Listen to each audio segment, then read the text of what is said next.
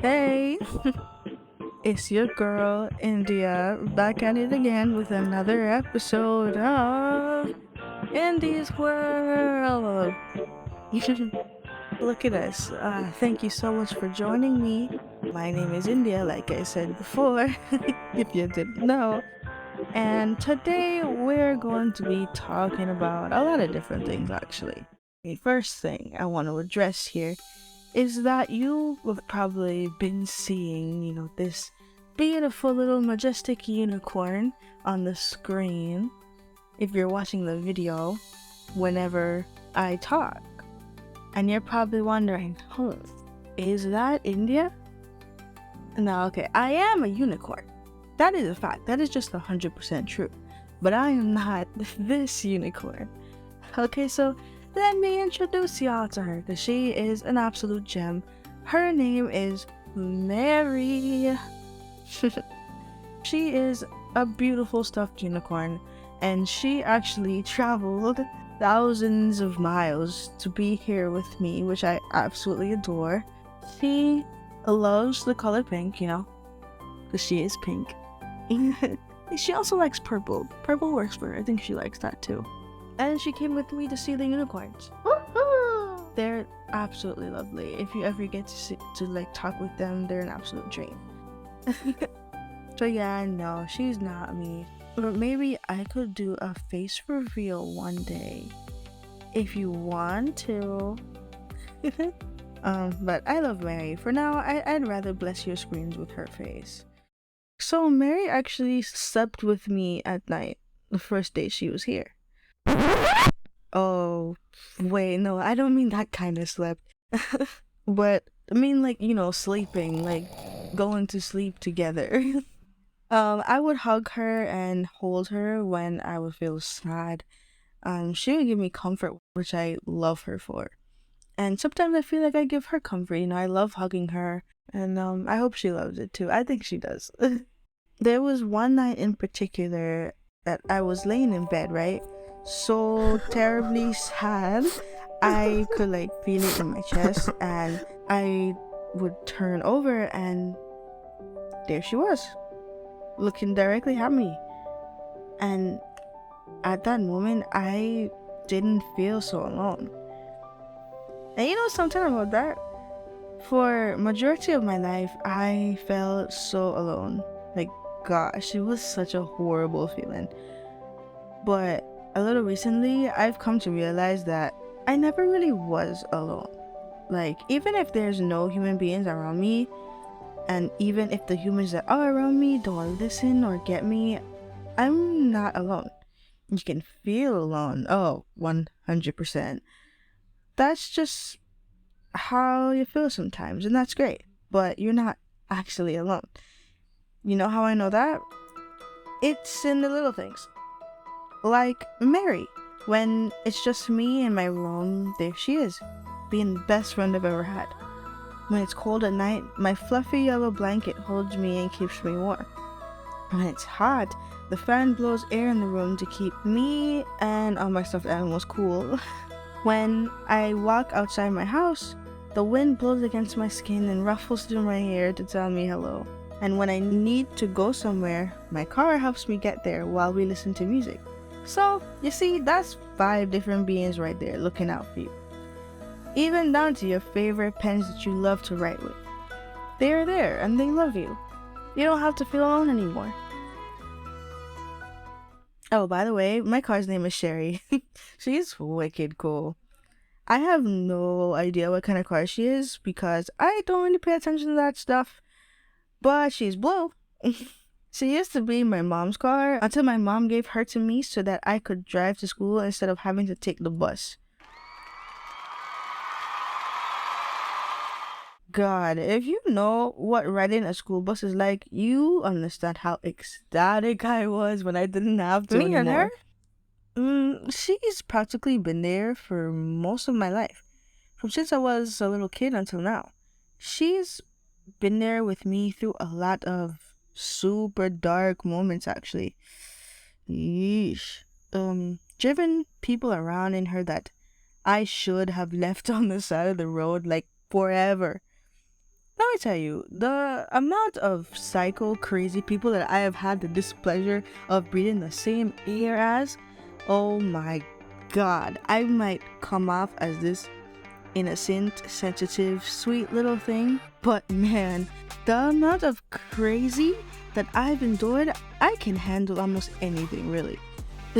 I've encountered a grumpy imp troll thing who lives under a bridge, a ferocious farmer McDonald, a sleazy ball of slime called Fart Boy the Third, and a straight up demon, and more. If you'd like me to tell you about them, like, let me know, because I'd totally tell you in another episode.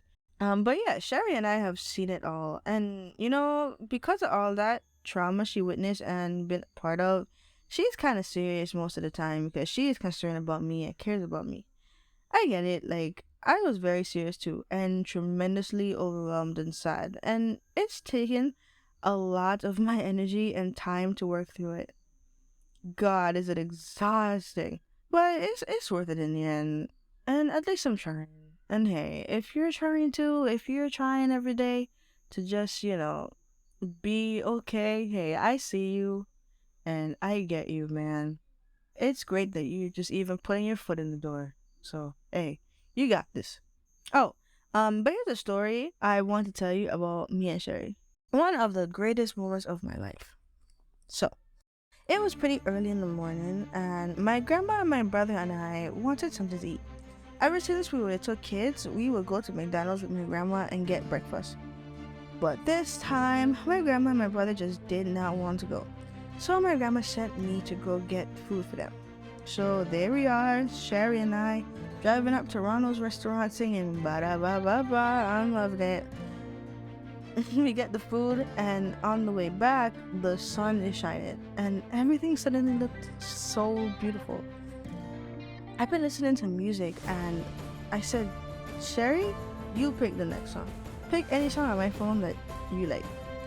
And the song that plays is a song I haven't heard in a super long time. It's called Orange Trees by Marina. If you're curious, you should definitely go listen to it after this. But wait. After you listen to this whole podcast, don't go yet. I haven't finished my story. So, I'm singing the lyrics to the song called Orange Trees, and we're jamming while driving. And I go, Sherry, take it away. And I felt her singing too. Do, do, do, do, do. I felt it, and it was like everything was glowing. Everything was happy, and I just was so happy that I started to cry. And as she sang, I felt so overjoyed that I could be experiencing such a beautiful moment. It was the best thing ever. And now Orange Trees is Sherry's song. Every time I hear it, I'll think of her. You know who else I think about a lot? My dad. He is very, very, very, very cool. He wasn't perfect, oh God no, but no one is. And something someone very special to me told me was, you don't have to be perfect to be a hero. So my dad had a massive heart. I remember when I was young, I used to sleep over at his house on the weekends, and one night I was jumping up and down on his bed. And what does he do? Man, he gets up on the bed and starts jumping with me too. And it was so much fun. My dilemma is, I did not get to spend my whole life with him. Here's a trigger warning for anyone who may have a sensitivity to gun violence. My father lost his life to gun violence by being in the wrong place at the wrong time. Where I'm from, gun violence is a serious problem. You know,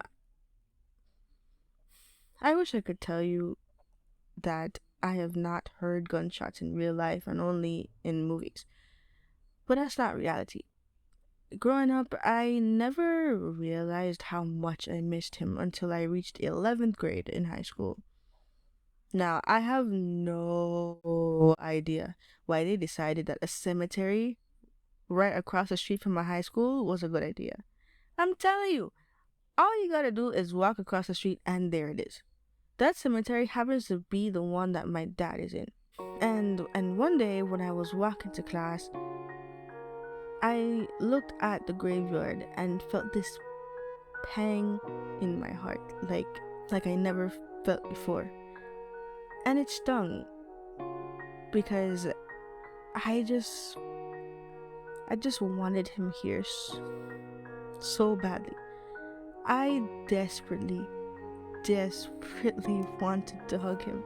I wanted to know what that felt like because I truly did not remember since he passed when I was 5.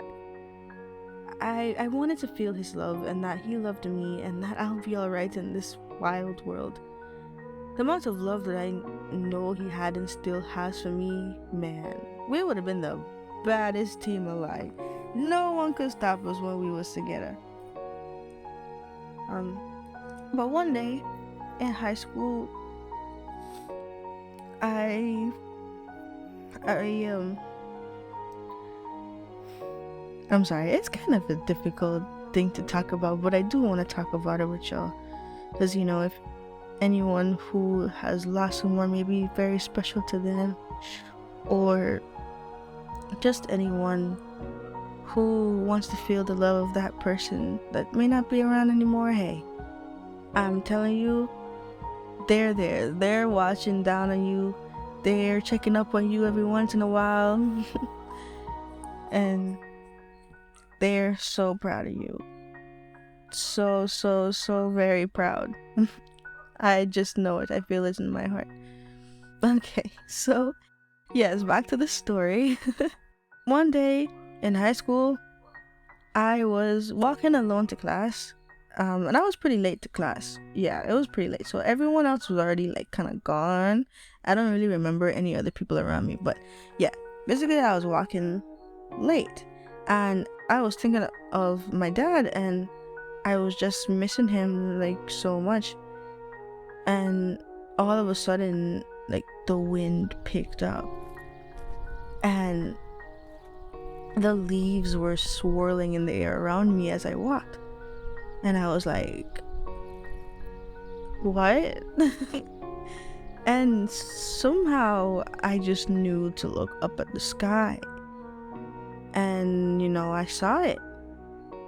I saw it there. It was my dad. His face. It was smiling down at me between the clouds. And it took everything in me not to cry hysterically because I knew I had to go to class. But in my whole 21 years of life, that's one of the most remarkable things I've ever been able to witness. And I'm just so happy that it was like a big sign that he was here, and that he was with me. I still miss him. I still miss him so much, and I know now that he's here for me and that he's proud of me. And I just couldn't be happier about that. Even though when I cry about it sometimes, it's still gosh, he was an incredibly complex, misunderstood, fun person with a good heart, complicated child and teenhood, great smile, and white boots. So he's basically me. Oh yeah, my mom told me that he used to wear white boots to school and with his uniform. So he was already a fashion icon, okay? Get your white boots today.